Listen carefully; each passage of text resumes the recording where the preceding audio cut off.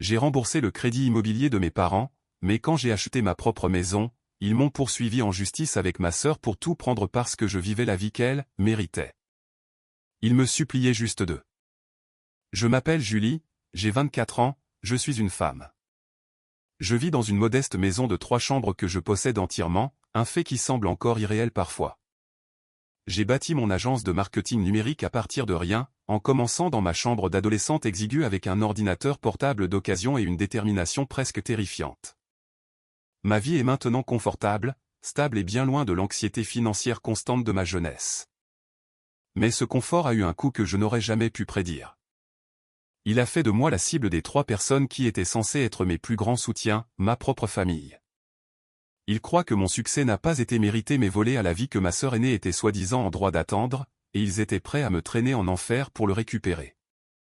Avant que cette histoire ne se déroule, j'aimerais me connecter avec vous. S'il vous plaît, dites-moi dans les commentaires d'où vous regardez et quelle heure il est dans votre coin du monde. C'est incroyable de voir jusqu'où ces histoires peuvent voyager. En grandissant, notre maison était remplie du bourdonnement sourd et constant du stress financier. Mon père, Philippe, travaillait de longues heures épuisantes en tant que chef d'entrepôt, et ma mère, Sylvie, était mère au foyer, étirant chaque euro jusqu'à ce qu'il crie. Ce n'étaient pas de mauvaises personnes. Pas à l'époque. Mais ils étaient perpétuellement usés par la vie. Leur rêve avait été broyé pour ne laisser place qu'à l'objectif simple et pragmatique de s'en sortir. Pour ma sœur aînée, Chloé, cet environnement était quelque chose à fuir par la fantaisie. Elle a toujours été la jolie, la charmante, celle dont tout le monde disait qu'elle était destinée à une vie d'aisance et de glamour. Elle passait ses journées à dessiner des robes, à s'exercer au maquillage et à parler du jour où elle serait découverte et emmenée loin de notre vie de banlieue ennuyeuse. Nos parents buvaient ses paroles. Chaque pièce de théâtre scolaire dans laquelle elle jouait, chaque compliment d'un étranger était traité comme une preuve de sa célébrité imminente. Elle était le billet de loterie de la famille, et ils fondaient tous leurs espoirs par procuration sur elle. Moi, j'étais l'autre, la calme, la pragmatique. Pendant que Chloé rêvait, j'observais. Je voyais les piles de factures impayées sur le comptoir de la cuisine. J'entendais les disputes étouffées et tendues sur les réparations de voitures et le coût des courses. Je savais que le destin n'allait pas payer le crédit de la maison.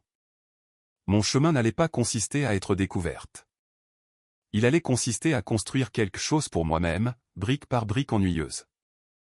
Ma fascination n'était pas pour le glamour, mais pour les systèmes, plus précisément le système naissant des médias sociaux. Alors que mes amis postaient simplement des selfies, j'étais fasciné par la façon dont une simple publication pouvait atteindre des milliers de personnes, comment une petite entreprise pouvait se constituer un public, comment l'influence pouvait être fabriquée. C'était un casse-tête, et je voulais le résoudre. L'été de mes 19 ans, j'ai décidé de ne pas retourner à mon travail à temps partiel à la brasserie du coin. J'ai pris les 1500 € que j'avais minutieusement économisés et j'ai officiellement enregistré ma propre entreprise. Je l'ai appelée Amplify Digital. Mes parents étaient perplexes. Une entreprise sur l'ordinateur, a demandé mon père, les sourcils froncés par la confusion. Chérie, pourquoi ne te concentres-tu pas sur tes études ou ne trouves-tu pas un vrai travail avec une retraite, a suggéré ma mère, la voix empreinte d'inquiétude. Mais c'est la réaction de Chloé qui a été la plus blessante. Elle a ri. Un rire authentique et condescendant. « Oh, Julie, c'est mignon », a-t-elle dit en faisant défiler son téléphone. « Fais-moi savoir quand ton petit jeu informatique fera de toi une millionnaire. » C'était une remarque en l'air, mais elle a allumé un feu en moi. Les 2 premières années ont été brutales. J'étais étudiante à la fac à temps plein le jour et une agence de marketing unipersonnel la nuit. Mon bureau était le coin de ma chambre. Je vivais de nouilles instantanées et de café bon marché. J'ai envoyé des centaines de mails spontanés à de petites entreprises, offrant mes services pour presque rien juste pour me constituer un portefeuille. La plupart des emails sont restés sans réponse. Ceux qui répondaient étaient souvent sceptiques. « Vous avez 19 ans ?» demandait-il. J'ai appris à projeter une confiance que je ne ressentais pas, utilisant un jargon industriel que j'avais appris grâce à des tutoriels YouTube et des blogs de marketing quelques heures avant l'appel. Mon premier client était une boulangerie locale qui avait du mal à attirer des clients. Je leur ai facturé la somme dérisoire de 200 € par mois. J'ai conçu leur profil sur les réseaux sociaux, diffusé de petites publicités ciblées et organisé une distribution gratuite de cupcakes qui est devenue virale localement.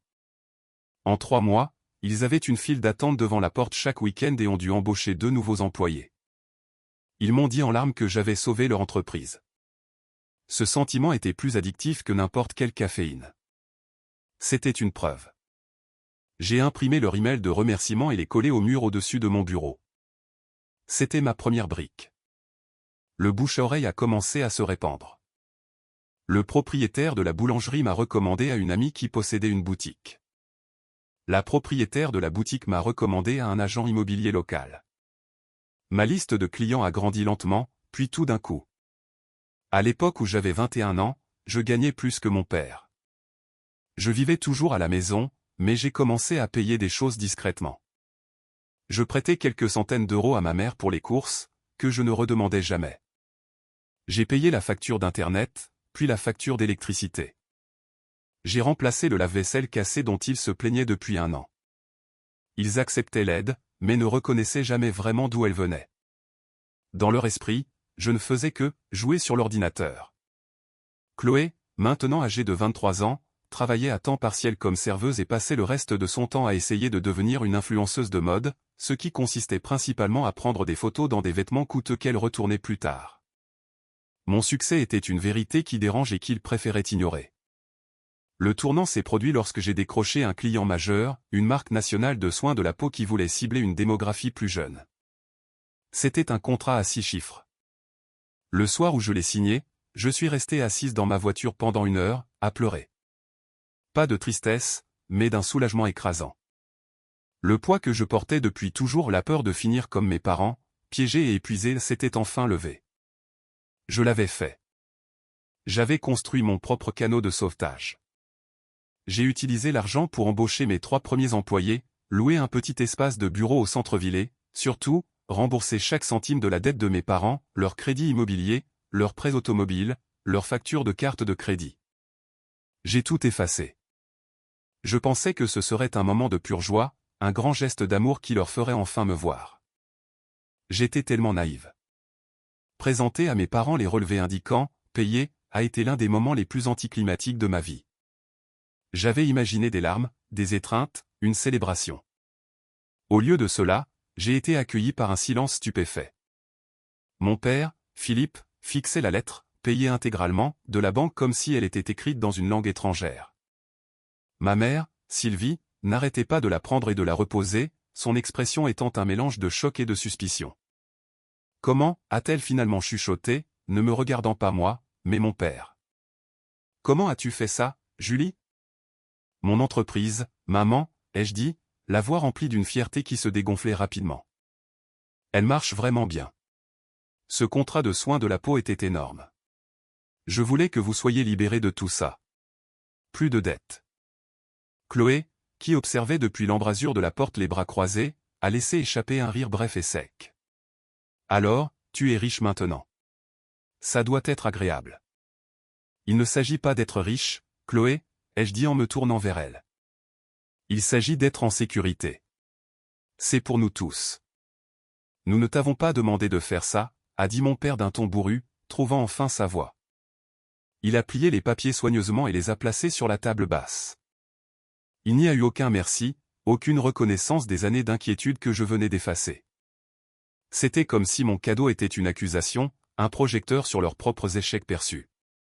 La conversation s'est maladroitement éteinte, et j'ai quitté leur maison ce soir-là en me sentant vide et confuse. Je leur avais offert le plus beau cadeau que je pouvais, et j'avais l'impression qu'ils m'en voulaient pour cela. Malgré cette réaction étrange, un poids était quand même levé. J'étais libre. Et pour la première fois, je pouvais penser à mon propre avenir. Au cours des 2 années suivantes, mon agence a explosé.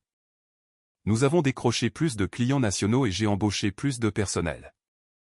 J'étais une dirigeante, une PDG, et j'étais doué pour ça. J'avais 24 ans et mon compte d'épargne personnelle affichait un chiffre que mon moi de 19 ans aurait considéré comme une faute de frappe. Il était temps d'avoir mon propre chez moi. Je ne voulais pas louer. Je voulais m'enraciner.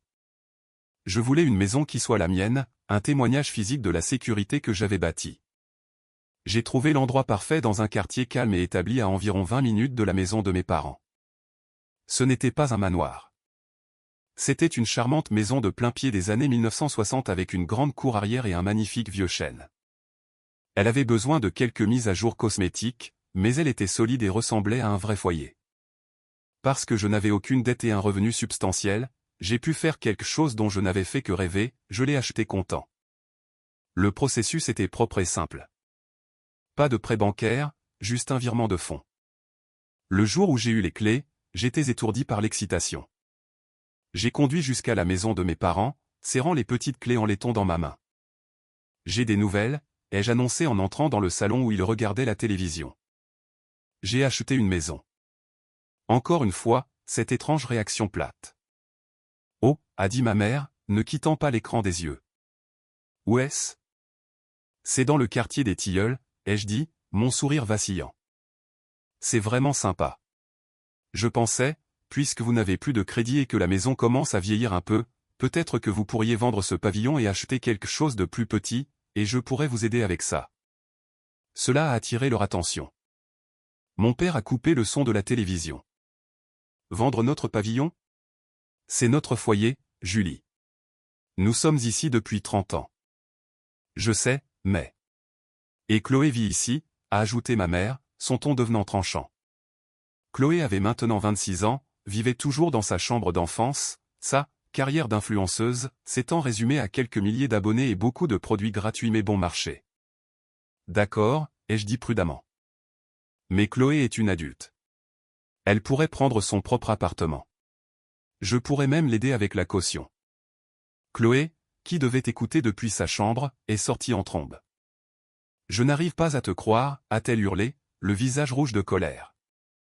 Tu reçois enfin un peu d'argent et maintenant tu veux tous nous mettre à la rue. Tu veux te débarrasser de nous. Ce n'est pas ce que j'ai dit.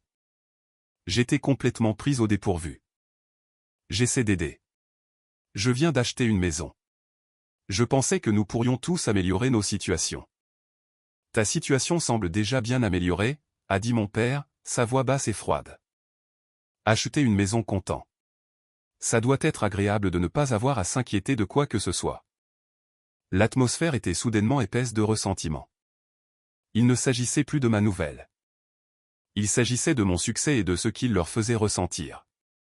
J'ai essayé de faire marche arrière, d'expliquer, mais il était trop tard.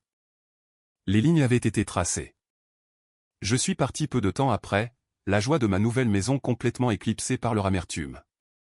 Le lendemain, j'ai commencé à déménager mes affaires. Je pensais qu'avec un peu d'espace, les choses se calmeraient. Je pensais qu'ils finiraient par revenir et être heureux pour moi. Mais la distance n'a pas apporté de perspective.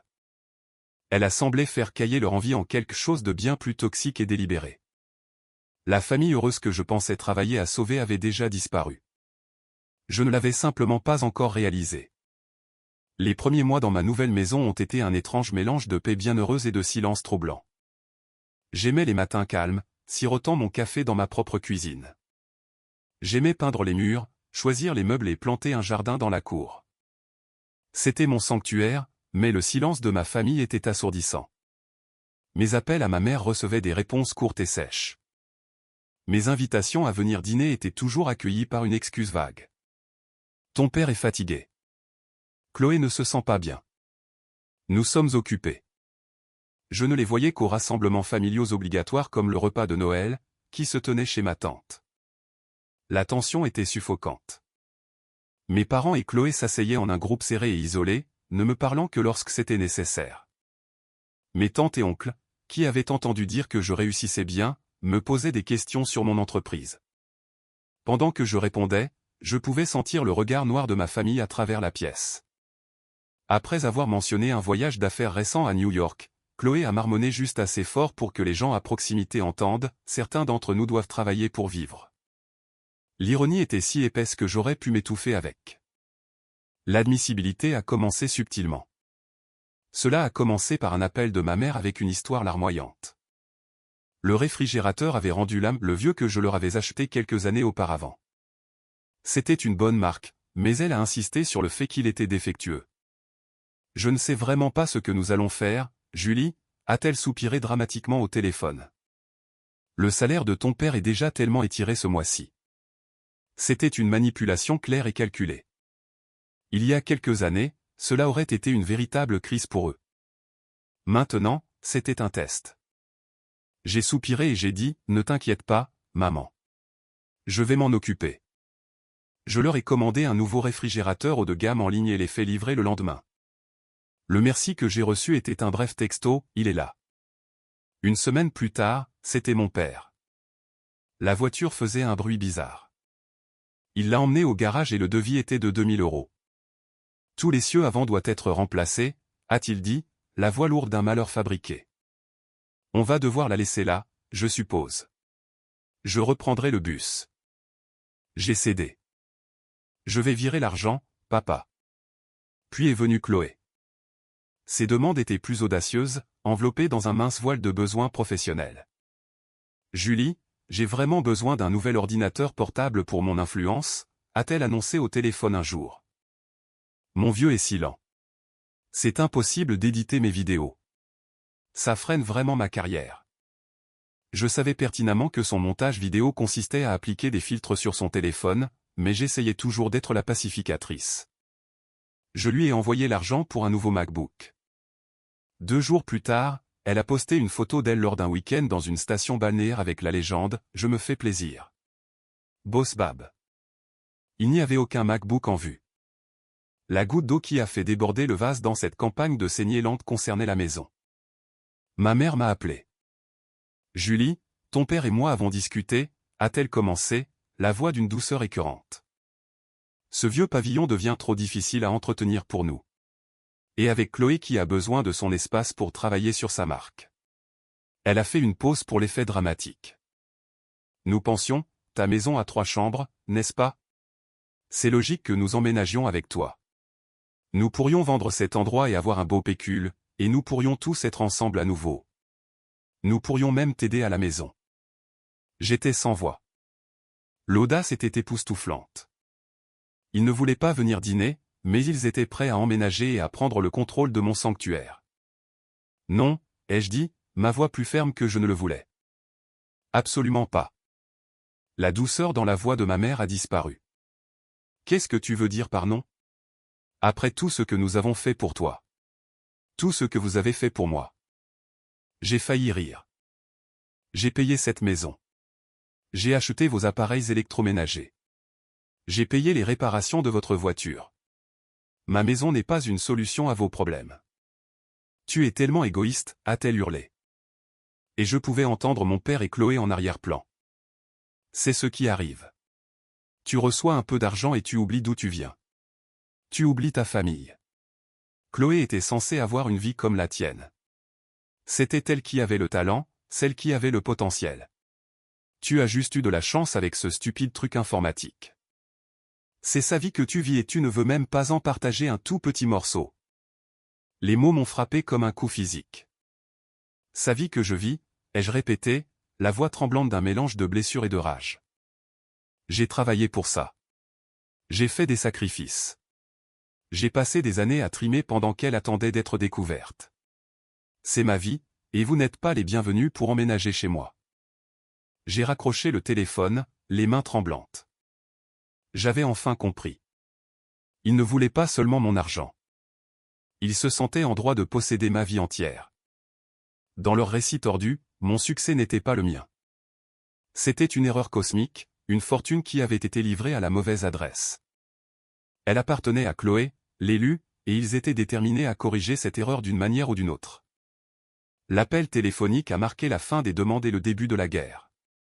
Après cet appel téléphonique explosif, j'ai imposé une limite stricte de silence. J'ai bloqué leur numéro.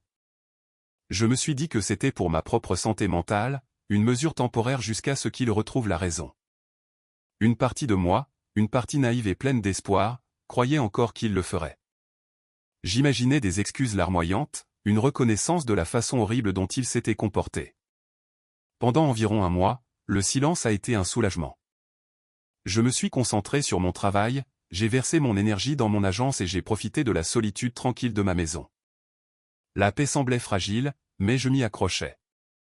L'illusion s'est brisée un mardi après-midi. Je venais de rentrer d'une longue journée au bureau, impatiente de passer une soirée tranquille. Alors que je remontais mon allée, un homme dans une berline banale garé de l'autre côté de la rue est sorti et s'est approché de moi. Il a déclaré être huissier de justice. « Êtes-vous Julie ?» a-t-il demandé, son ton plat et professionnel. « Oui », ai-je dit, immédiatement sur mes gardes. « Puis-je vous aider ?» Il n'a pas répondu. Il m'a simplement tendu une enveloppe et a dit « Ceci est une assignation à comparaître ». Puis il s'est tourné, est remonté dans sa voiture et est parti. Je suis resté figé sur ma propre pelouse, la lourde enveloppe ressemblant à un bloc de glace dans mes mains. Mon cœur battait dans mes oreilles. Une assignation. Le mot résonnait dans mon esprit, absurde et terrifiant. Je n'avais aucun litige commercial. Je n'avais aucun conflit personnel avec quiconque pouvant potentiellement me poursuivre. Les doigts tremblants, j'ai déchiré l'enveloppe. J'ai sorti une épaisse pile de papier, la feuille du dessus portant le sceau officiel du tribunal judiciaire. Les mots en haut m'ont glacé le sang. Assignation devant le tribunal judiciaire. Demandeurs, Philippe, Sylvie et Chloé. Défenderesse, Julie. Je me suis effondré sur les marches de mon entrée, mes jambes étant soudainement incapables de me soutenir. J'ai lu les noms encore et encore, convaincu que mes yeux me trompaient. Mes propres parents, ma propre sœur. Ils me poursuivaient en justice. Mes mains tremblaient tellement que je pouvais à peine tenir les papiers. Je me suis forcé à lire la plainte, mon esprit vacillant sous l'incrédulité. Le jargon juridique était dense, mais le cœur de leur réclamation était à la fois grotesque et profondément insultant. Ils me poursuivaient pour soutien financier et dédommagement. Leur avocat avait élaboré un récit qui était un chef-d'œuvre de fiction. Ils prétendaient que j'avais bâti mon entreprise sur la base d'un accord familial implicite. Selon la poursuite, il y avait une entente verbale selon laquelle mon succès serait utilisé pour soutenir toute la famille et spécifiquement pour financer la carrière de Chloé en tant que artiste et personnalité médiatique. Il alléguait que mes idées d'affaires n'étaient pas les miennes, mais avaient été développées lors de séances de remue-ménage familial et étaient inspirées par la compréhension innée des tendances modernes de Chloé. Cela continuait. Ils prétendaient qu'en payant leurs dettes, j'avais établi un modèle de soutien financier, que j'avais ensuite retiré malicieusement et brusquement, leur causant une détresse émotionnelle et des difficultés financières. La partie la plus scandaleuse était la demande. Ils ne demandaient pas seulement une allocation mensuelle. Ils exigeaient une participation stupéfiante de 50% dans mon entreprise et le paiement rétroactif de 50% de tous les bénéfices que j'avais réalisés depuis que l'entreprise était devenue rentable. Et comme une dernière cruauté, ils demandaient l'inscription d'une hypothèque judiciaire sur ma maison, prétendant qu'elle avait été achetée avec des fonds familiaux que je détenais simplement en fiducie pour eux. Ils essayaient de tout prendre, mon entreprise, mon argent et ma maison. J'ai lu le document 3 fois, et à chaque lecture, la blessure profonde et écrasante était lentement remplacée par une colère blanche et brûlante. Ce n'était pas seulement une tentative pour prendre de l'argent. C'était une tentative pour m'effacer. Ils essayaient de réécrire légalement l'histoire, de codifier leur illusion que ma vie leur appartenait. Les longues nuits, les dîners de nouilles ramen, le stress constant, les années de sacrifice, ils essayaient de revendiquer tout cela comme le leur. La partie sur mes idées inspirées par Chloé était la plus exaspérante. Chloé, dont la seule contribution à une quelconque séance de remue-ménage était de me demander de réparer son mot de passe Wi-Fi. Je suis resté assise là sur mes marches jusqu'à ce que le soleil se couche et que le ciel devienne violet profond. Les lampadaires se sont allumés, projetant de longues ombres sur ma pelouse. Ma pelouse, ma maison, ma vie. Une résolution froide et dure a commencé à se former au creux de mon estomac. Il s'était attendu à ce que je m'effondre. Il s'était attendu à ce que je sois la Julie calme et accommodante qui céderait juste pour maintenir la paix. Ils avaient pris ma gentillesse pour de la faiblesse. Ils n'avaient aucune idée de à qui ils avaient affaire. Ils avaient commencé une guerre, mais j'allais être celle qui la finirait. Je me suis levé, je suis entré et j'ai cherché le numéro du meilleur avocat plaidant de la ville. Le temps d'être une bonne fille et une sœur aimante était révolu. Le lendemain matin, je suis entré dans les bureaux du cabinet Vance et Associés, me sentant comme un air à vif. Le cabinet était situé au dernier étage d'un gratte-ciel du quartier d'affaires de la Défense avec une vue panoramique sur la ville que j'appelais maintenant ma maison. Tout dans cet endroit, les sols en marbre poli, le bourdonnement tranquille du professionnalisme, l'odeur de vieux livrets de café frais a été conçue pour projeter une aura de pouvoir et de contrôle, des choses que je sentais avoir complètement perdues. J'ai été conduite dans un grand bureau d'angle. Maître Arthur Vance s'est levé de derrière un énorme bureau en acajou pour m'accueillir. Il était dans la mi-quarantaine avec des yeux perçants, un costume parfaitement taillé et une expression suggérant qu'il avait tout vu et n'était surpris par rien. Il avait été chaudement recommandé comme un avocat impitoyable mais brillant. En ce moment, impitoyable et brillant était exactement ce dont j'avais besoin.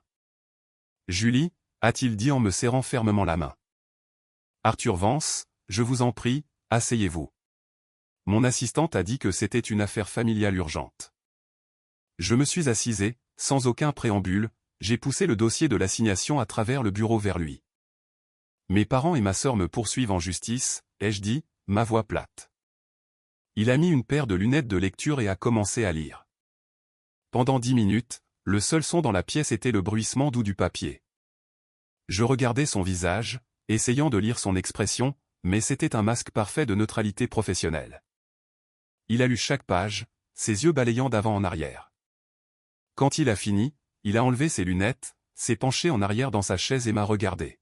« Eh bien » a-t-il dit, un petit sourire presque imperceptible touchant le coin de sa bouche. « C'est certainement ambitieux de leur part. »« Est-ce que ça l'est » ai-je demandé, ma voix se brisant légèrement. « Peuvent-ils faire ça? Peuvent-ils vraiment gagner? En France, n'importe qui peut assigner n'importe qui pour n'importe quoi, a-t-il dit calmement. Gagner est une toute autre affaire. Cette poursuite est construite sur une fondation de pure fantaisie. Accord familial implicite. Inspiré par la compréhension innée des tendances de votre sœur. C'est l'équivalent juridique d'un conte de fées. Leur avocat sait que c'est faible, mais il parie sur le fait que vous êtes de la famille. Il espère que vous serez horrifié par la perspective d'une bataille judiciaire publique et laide et que vous transigerez pour un montant ridicule juste pour que cela disparaisse. Il a fait une pause, son regard intense. Alors, laissez-moi vous poser la question la plus importante, Julie. Êtes-vous prête à transiger ou êtes-vous prête à vous battre? Me battre, ai-je dit sans un moment d'hésitation. Le mot est sorti plus fort que je ne l'espérais. Je ne leur donnerai pas un seul centime que je ne leur ai pas déjà offert. Je ne leur donnerai pas une seule action de mon entreprise. Je ne les laisserai pas prendre ma maison. Je vais me battre contre eux avec tout ce que j'ai. Le sourire de Maître Vance s'est légèrement élargi. Bien. C'est ce que j'espérais vous entendre dire. Parce que nous n'allons pas seulement combattre cela, Julie. Nous allons le démanteler. Nous allons leur faire regretter d'être entrés dans le bureau d'un avocat. Ce n'est pas une question d'argent pour vous, n'est-ce pas? C'est une question de vérité. C'est une question de tout, ai-je chuchoté. Exactement, a-t-il dit. Alors, voici notre plan. La première phase est la constitution du dossier. Nous devons prouver que leurs revendications ne sont pas seulement fausses, mais absurdes. J'ai besoin que vous rassembliez chaque élément de preuve que vous avez. Chaque email à un client potentiel de vos débuts. Chaque reçu pour vos dépenses professionnelles. Les relevés bancaires montrant la croissance de vos revenus. Vos relevés de notes universitaires pour montrer que vous étudiez et travaillez simultanément. Nous devons peindre un tableau de votre parcours, un tableau qui ne laisse aucune place à leur fiction. Il a continué, je veux aussi chaque message texte, chaque email, chaque trace de chaque fois que vous leur avez donné de l'argent, le réfrigérateur, les réparations de voitures, l'argent pour l'ordinateur portable de Chloé. Nous documenterons leurs demandes et votre générosité. Nous présenterons leur poursuite non pas comme une réclamation pour ce qui leur est dû, mais comme une continuation de l'extorsion financière qu'ils ont commencé il y a des mois. Les semaines suivantes ont été un tourbillon d'activités. J'avais l'impression d'être une archéologue fouillant dans ma propre vie. J'ai passé des heures à passer au crible de vieux emails, des relevés bancaires et du stockage cloud. J'ai déterré l'enregistrement original de l'entreprise datant de mes 19 ans. J'ai trouvé les premiers supports marketing embarrassants que j'avais conçus moi-même. J'ai compilé un tableau détaillant chaque dollar que j'avais jamais donné à ma famille, avec les dates et les raisons. Chaque élément de preuve ressemblait à une pierre ajoutée au mur de la forteresse que nous construisions autour de moi. L'équipe de Maître Vance s'est mise au travail. Ils ont rédigé des conclusions en réponse à l'assignation, niant chaque allégation dans les termes les plus forts possibles. Ensuite, ils sont passés à l'offensive. Ils ont demandé au tribunal de déclarer la procédure abusive. Ils ont également formé une demande reconventionnelle. C'était l'idée d'Arthur, un mouvement stratégique conçu pour mettre ma famille sur la défensive. Nous leur réclamions des dommages-intérêts pour procédure abusive et tentative d'extorsion, citant le modèle de demande financière suivi de la poursuite quand j'ai finalement dit non. Nous avons également demandé le remboursement des frais juridiques, l'article 700, que j'étais maintenant obligé d'engager. Cela leur montrera que nous ne jouons pas, a expliqué Arthur. Ils pensaient qu'ils seraient les seuls à donner des coups. Maintenant, ils doivent se défendre. Voyons comment leur histoire tient la route sous examen. La partie la plus douloureuse a été la préparation. Arthur m'a cuisiné pendant des heures, jouant le rôle de leur avocat. Il était implacable, s'attaquant à mon histoire pour essayer de trouver des failles. Donc, vous n'avez jamais discuté de votre entreprise avec votre famille? Pas une seule fois? Pourquoi leur avez-vous donné tant d'argent si vous ne vous sentiez pas obligé? N'est-il pas vrai que votre sœur est une personne créative et que vous ne l'êtes pas? C'était brutal, mais cela m'a préparé. Cela a dépouillé l'émotion pour ne laisser que les faits durs et vérifiables. Les lignes de bataille étaient tracées. Le choc initial et la blessure avaient été remplacés par un sens du but froid et clair. Ma famille avait essayé de me définir par leur récit d'admissibilité et de jalousie. Maintenant, dans une cour de justice, j'allais me définir par la vérité. Le jour de l'audience était couvert et gris, correspondant parfaitement à mon humeur. La salle d'audience du tribunal judiciaire était plus petite et plus stérile que je ne l'avais imaginé d'après les films. Elle sentait la cire à parquet et le vieux papier. Je me suis assise à côté de maître Vance, mes mains serrées fermement sur mes genoux pour les empêcher de trembler. De l'autre côté, à la table des demandeurs, était assise ma famille. Mon père, Philippe, semblait mal à l'aise et déplacé dans un costume mal ajusté.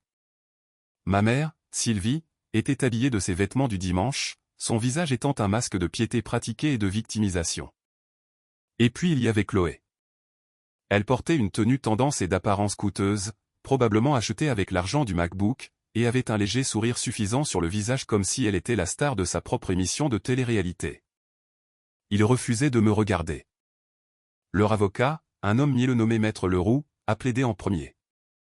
Il a peint le tableau d'une famille simple et aimante qui avait versé toutes ses ressources émotionnelles et conceptuelles dans leur plus jeune fille, pour être rejetée une fois qu'elle avait atteint le succès qu'ils avaient, collectivement envisagé. Il a utilisé des mots comme confiance, compréhension et devoir familial. Il a parlé du génie créatif de Chloé et de la façon dont j'avais simplement opérationnalisé ses idées. C'était si loin de la vérité, j'avais l'impression d'écouter le résumé d'un film que je n'avais jamais vu. Quand ce fut le tour de maître Vance, il s'est levé et a marché jusqu'à la barre avec une confiance calme et puissante. Il n'a pas élevé la voix. Il n'a pas utilisé de rhétorique dramatique. Il a juste utilisé des faits. Madame la Présidente, a-t-il commencé, ce que nous avons ici n'est pas une réclamation juridique légitime. C'est un travail de fiction, une tentative désespérée et après coup de revendiquer les fruits du travail extraordinaire d'une jeune femme. Il a ensuite procédé au démantèlement de leur dossier pièce par pièce avec des preuves froides et irréfutables. Il a présenté mes documents d'enregistrement d'entreprise au greffe. Cette entreprise a été fondée par Julie, et Julie seule, quand elle avait 19 ans. Il a présenté mes relevés de notes universitaires. Tout en dirigeant cette entreprise, ma cliente était également étudiante à temps plein, démontrant une éthique de travail qui est, franchement, stupéfiante.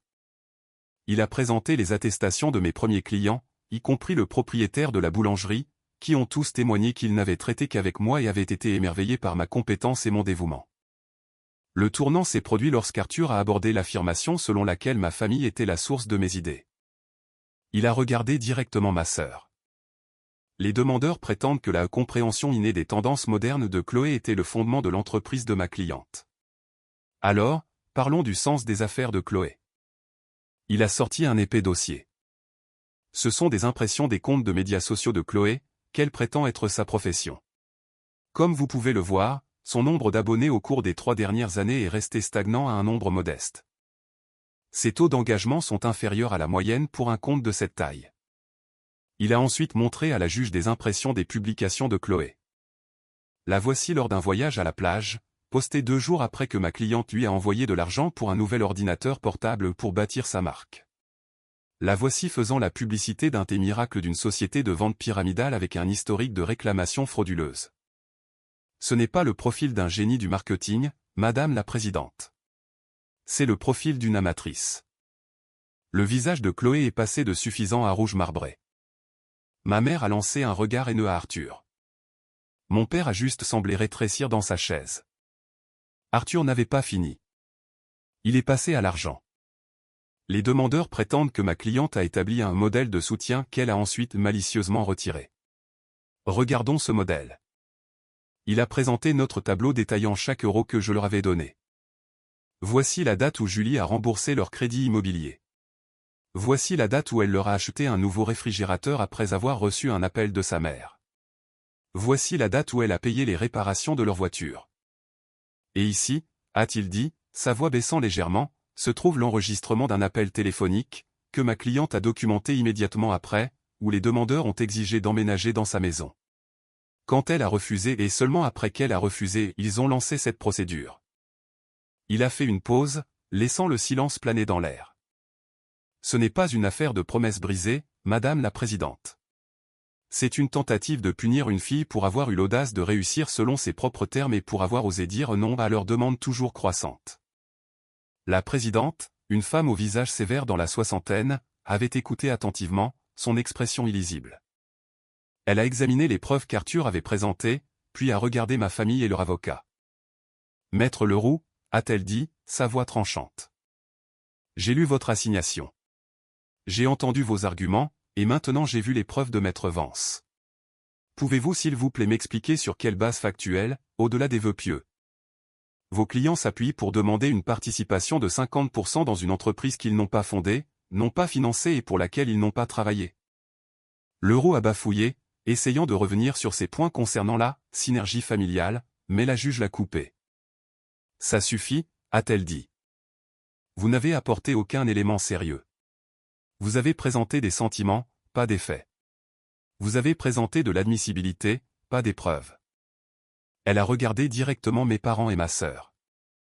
Sa voix était froide. Vous devriez être fier de votre fille. Vous devriez célébrer son succès. Au lieu de cela, vous avez choisi de la traîner devant un tribunal avec une demande sans fondement, insultante et franchement avide. Vous vous êtes embarrassé, et vous avez fait perdre son temps à ce tribunal. Le délibéré a été rendu sur le siège. Le tribunal déboute les demandeurs de l'ensemble de leurs prétentions. De plus, compte tenu du caractère abusif de la procédure, je fais droit à la demande reconventionnelle de la défendresse. Les demandeurs sont condamnés aux entiers dépens ainsi qu'à verser à Julie une somme au titre de l'article 700 couvrant l'intégralité de ses frais d'avocat. L'audience est levée. Le bruit sec du dossier qui se referme a fait écho au bruit de mon ancienne vie se brisant pour de bon. C'était fini. J'avais gagné. Chloé a éclaté en sanglots. Ma mère m'a fixé avec une haine pure et absolue. Mon père a juste regardé la table, un vieil homme vaincu. J'ai ressenti une vague de triomphe, mais elle a été rapidement suivie par une tristesse profonde et douloureuse. J'avais gagné la bataille, mais dans le processus, j'avais perdu toute ma famille. Quitter le tribunal ressemblait à refaire surface pour respirer après avoir été tenu sous l'eau trop longtemps. Le ciel gris s'était brisé et un rayon de soleil traversait les nuages. Maître Vance marchait à côté de moi, sa mallette à la main. « Félicitations, Julie », a-t-il dit, un sourire sincère sur le visage. « Vous avez été courageuse là-dedans. Vous avez tenu bon. »« Merci, maître », ai-je dit, la voix épaisse d'émotion. « Pour tout. Je n'aurais pas pu le faire sans vous. »« Vous avez fait le plus dur », a-t-il répondu. « Vous l'avez vécu. Maintenant, vous pouvez vivre le reste selon vos propres termes. » Il m'a serré la main, m'a fait un signe de tête respectueux et s'est dirigé vers sa voiture, me laissant seul sur les marches du palais de justice. La facture finale pour les services d'Arthur est arrivée une semaine plus tard. C'était, comme prévu, un montant substantiel. Je l'ai payé sans sourciller. Ensuite, j'ai fait signifier le jugement à l'adresse de mes parents par huissier. Quelques semaines après cela, un chèque du montant total est arrivé par la poste. C'était un chèque de banque. Il n'y avait pas de mots, pas de lettre d'excuse, rien, juste le transfert froid et dur des fonds. Je savais que pour payer mes frais juridiques et les dommages-intérêts, ils auraient dû vendre leur pavillon, la maison que j'avais payée pour eux. L'ironie était amère. Dans leur tentative avide de tout me prendre, ils avaient perdu le seul atout majeur qu'il leur restait, le foyer même que j'avais essayé de sécuriser pour eux. La nouvelle du procès et de son issue s'est répandue dans notre famille élargie comme une traînée de poudre. C'est devenu l'histoire définitive, celle qui nous définirait pour toujours. Mes tantes, oncles et cousins se sont divisés en camps prévisibles. Certains m'ont appelé, offrant un soutien calme et timide, honteux du comportement de mes parents. D'autres se sont rangés de leur côté, croyant au récit de la fille égoïste et ingrate. J'ai reçu quelques messages textes méchants et anonymes, que j'ai bloqués et supprimés sans y penser une seconde. J'ai pris la décision consciente de me retirer de tout cela. La famille que j'avais connue était brisée au-delà de toute réparation, et essayer de ramasser les morceaux ressemblait à essayer de recoller de la poussière. Je me suis rejeté dans mon travail. Mais cette fois, c'était différent. Il ne s'agissait plus de survie ou de faire mes preuves. Il s'agissait de passion. J'aimais mon entreprise, mes employés et le travail que nous faisions. Nous avons continué à grandir et ma réputation dans l'industrie s'est solidifiée. Je n'étais plus la gamine de 19 ans essayant de faire semblant. J'étais une professionnelle respectée. Environ un an après le procès, j'ai appris par un cousin que mes parents et Chloé avaient emménagé dans un petit appartement HLM délabré de l'autre côté de la région. Mon père avait été forcé de prendre un deuxième emploi de nuit pour joindre les deux bouts. Ma mère, pour la première fois en 30 ans, avait dû prendre un emploi à temps plein comme caissière dans une supérette discount. Et Chloé, sa carrière d'influenceuse était officiellement terminée. Sans argent pour de nouveaux vêtements ou des voyages et sans maison pittoresque comme toile de fond, son fil d'actualité avait dégénéré en diatribes colériques et rempli de fautes de frappes sur l'injustice de la vie. Ses abonnés ont diminué et finalement son compte est devenu privé. Ils avaient obtenu ce qu'ils voulaient, une vie sans mon interférence. Ils vivaient les conséquences de leur propre choix. Je mentirais si je disais que je n'ai pas ressenti un sombre sentiment de satisfaction. Ce n'était pas de la joie, mais le sentiment froid et propre de la justice. Ils avaient fait leur lit de ressentiment et d'admissibilité, et maintenant ils devaient s'y coucher. Mais la vraie victoire n'était pas leur échec. C'était ma paix. J'ai vendu la maison qu'ils avaient essayé de me prendre. Elle contenait trop de mauvais souvenirs. Avec le produit de la vente, j'ai acheté un magnifique terrain un peu plus loin de la ville et j'ai travaillé avec un architecte pour concevoir la maison de mes rêves à partir de zéro. C'était une maison construite non pas sur la dette ou le drame familial, mais sur mon propre succès durement gagné et ma tranquillité d'esprit. J'ai une nouvelle famille maintenant, une que j'ai choisie. Elle est composée d'amis proches qui ont été avec moi dans les moments les plus sombres, de mon incroyable équipe au travail qui ressemble plus à des partenaires, et d'un homme merveilleux qui m'aime pour qui je suis, pas pour ce que j'ai. Ma vie est pleine. Elle est heureuse. Elle est en sécurité. Parfois, tard le soir, je pense à cette fille de 19 ans avec son ordinateur portable d'occasion et un rêve fou. J'aimerais pouvoir revenir en arrière et lui dire que son travail acharné paierait d'une manière qu'elle ne pouvait pas imaginer. Et je la préviendrai que parfois, les personnes qui sont censées vous élever seront celles qui essaieront le plus fort de vous rabaisser. Mais je lui dirai aussi de ne pas avoir peur. Je lui dirai que sa force n'est pas dans son compte en banque, elle est dans sa colonne vertébrale. Il a fallu une action en justice de ma propre famille pour que je le voie enfin, mais je le vois maintenant. Je m'appelle Julie et voici ma vie.